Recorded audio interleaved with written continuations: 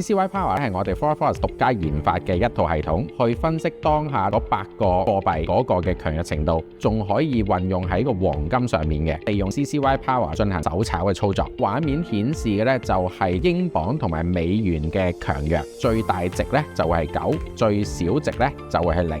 就代表英鎊係比美元強嘅。Candle Window 裏邊咧，你會見到有2個唔同嘅 column， 一個咧就寫住呢一個 Current Power 啦。Current Power 咧，佢就會顯示當下美元同埋英鎊嘅貨幣力度。如果佢發現呢一個美元係比英鎊強嘅時候咧，咁佢就會呈現一個嘅 Sell Power 喺度。